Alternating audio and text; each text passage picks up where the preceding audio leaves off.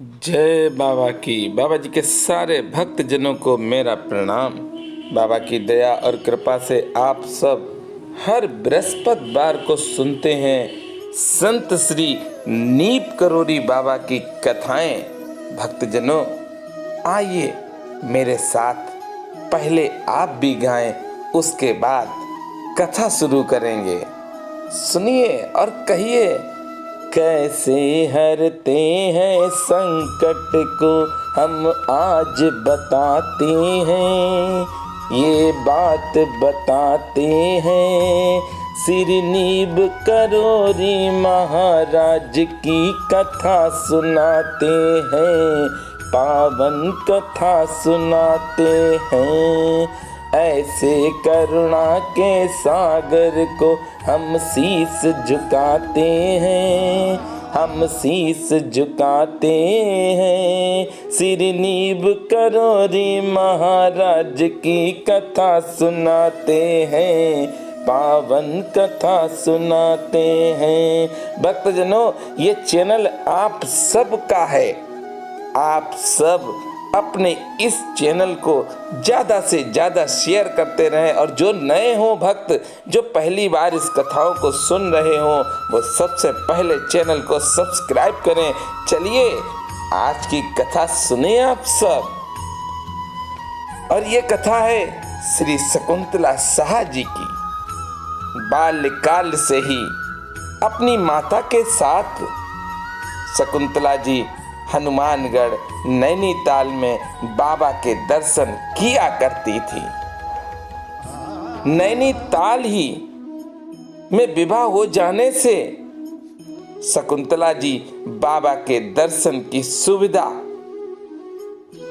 बराबर मिलती रही, क्योंकि बाबा नैनीताल में मिल जाते थे। और देखिए, विवाह भी कहाँ हुआ, विवाह भी नैनीताल में हुआ। ये शकुंतला जी का सौभाग्य रहा कि शकुंतला जी बाबा के निकट संपर्क में रहीं। भक्तों को बाबा के साथ इधर उधर यात्रा में जाते देख शकुंतला जी की भी इच्छा होती थी कि ऐसे अवसर शकुंतला जी को भी प्राप्त होएं। पर शकुंतला जी के बच्चे छोटे थे, इस कारण शकुंतला जी स्वयं ही अपने को लाचार पाती थी।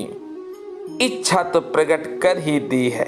भक्तजनों, समय लग सकता है, पर आपने जो इच्छा प्रकट की है वह तो पूर्ण ही होगी।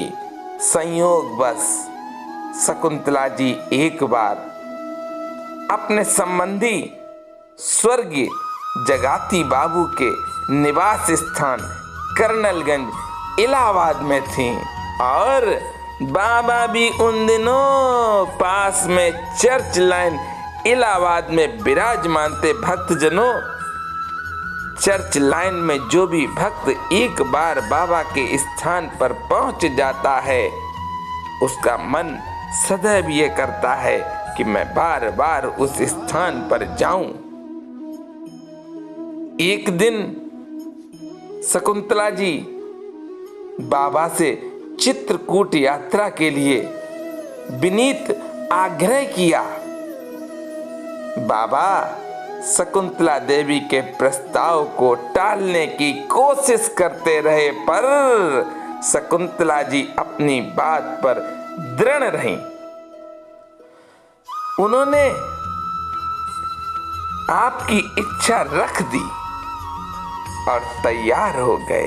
अरे, यही कहा था मैंने अभी कि आप अपनी इच्छा को जब बाबा के सामने रख चुके हैं, तो बाबा आपकी इच्छा को तो पूरा करेंगे ही। अरे, समय लग सकता है भक्तजनों, पर ये मत सोचिए कि आप जो सोच रहे हैं वो होगा नहीं। एक कार में जितने भक्तजन समा सकते थे बैठकर रवाना हुए। श्री माँ भी उस यात्रा में साथ थीं। दिन ही दिन में यात्रा पूरी कर शाम तक इलाहाबाद आने की योजना थी। इलाहाबाद से गाड़ी 4 मील दूर चल पाई थी। अरे कुछ खराबी आने से नैनी से पूर्वी एकाएक रुक गई और महाराज उतरकर पास में अरहर के खेत में स्थित एक छोटे हनुमान मंदिर में जा बैठे। सब भक्तजन वहीं उनकी वार्ताओं का आनंद लेते रहे। कई घंटे बीत गए। बालक नाम का कार चालक उस खराबी का अंदाज नहीं लगा पा रहा था। भक्तजनों, वह गाड़ी कैसे खराब हो सकती है जिस पर बाबा हो? पर ये बाबा का ही कोई करिश्मा है। कुछ ना कुछ तो बाबा ने सोच रखा है, इसीलिए वह गाड़ी खराब हो गई। भक्तजनों, क्या गाड़ी खराब हो सकती है जिस पर बाबा बैठे हो? और बाबा क्या कह रहे हैं सुनिए। बाबा बीच बीच में ताकीद करते जाते हैं, अरे जल्दी करो वरना फिर जाने का समय नहीं रहेगा। वह यही कहता कि गाड़ी तो सब तरह से ठीक ही दिखाई दे रही है, पर क्यों नहीं चल पा रही ये समझ में नहीं आता है। वह अनेकानेक युक्तियां लगाकर हार गया। इधर चर्च लाइन में बाबा के जाने के बाद से श्री सुधीर मुखर्जी की तबीयत विशेष रूप से खराब हो चली। भक्तजनों, आप सब मेरे साथ श्री सुधीर मुखर्जी को सबसे पहले प्रणाम करें।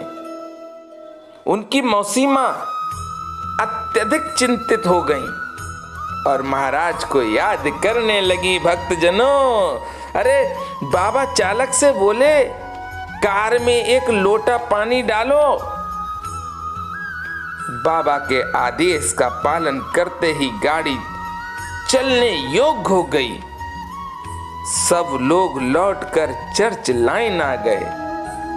बाबा मौसी मां से बोले, तूने हमें याद किया था, हम आ गए। अरे भक्तजनों, देखिए और समझिए कि जब हम दिल से याद करते हैं तो निश्चित ही बाबा आते हैं, और बाबा अगर नहीं आए हैं तो कहीं ना कहीं हम में कमी है। अरे उसी कमी की वजह से बाबा नहीं सुन रहे हैं। उस कमी को दूर करो और बाबा आपके पास आ जाएंगे। आपकी बिगड़ी किस्मत को पल भर में बाबा बदल देंगे। भक्तजनों, और बाबा के आने के बाद श्री सुधीर मुखर्जी की तबीयत अपने आप ही सही होने लगी। भक्तजनों, अरे सही तो होनी ही थी, गाड़ी भी सही थी, पर अगर आज गाड़ी से बाबा चले जाते तो मुखर्जी दादा के पास नहीं आ पाते। भक्तजनों, बाबा का तो स्वभाव है और बाबा तो सदैव अपने भक्तों के बस में है। जो भक्त श्रद्धा से बाबा को बुलाता है, बाबा उसके पास पहुंचते हैं। हमें छल कपट छोड़कर सुमिरन करना चाहिए और बाबा का सुमिरन करते रहें। आपके सारे कष्ट दूर हो जाएंगे, सदैव आप प्रसन्न रहेंगे। निरंतर बाबा को याद करते रहें। अरे बाबा तो एक बार भी आपसे दूर नहीं हो सकते हैं।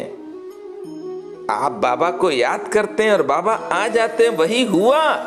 और सुधीर मुखर्जी दादा की तबीयत सही हो गई। ऐसे दया करते हैं मेरे बाबा, ऐसे कृपा करते हैं नीप करोरी महाराज। बोलिए नीप करोरी महाराज की जय।